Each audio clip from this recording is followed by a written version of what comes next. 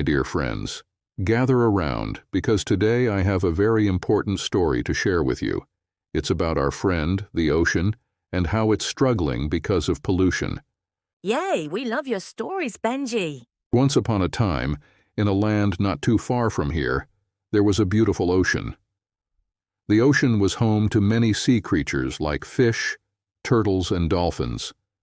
The ocean was always happy, with its waves dancing in the sunlight. The ocean sounds wonderful. Yes, it was.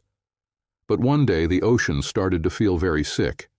People were throwing trash into the water, and the sea creatures were getting hurt.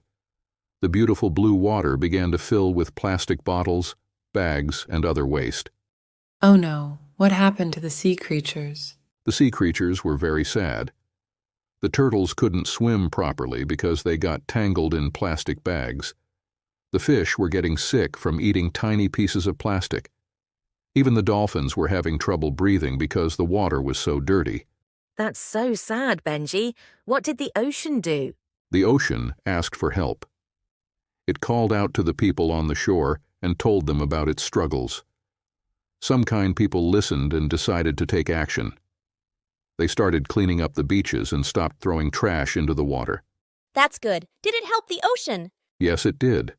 The more people helped, the cleaner the ocean became.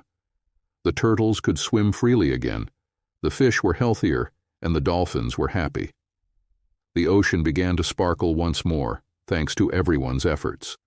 I'm glad they helped the ocean. Me too. Remember, my friends, it's important to keep our environment clean and protect our oceans. Even small actions like picking up trash and recycling can make a big difference. Let's always do our part to help our planet stay healthy and beautiful. We will, Benji. Thank you, my friends. Now, let's all enjoy the rest of this lovely evening together and think about how we can help keep our world clean. Please like, subscribe, and share with all the kids.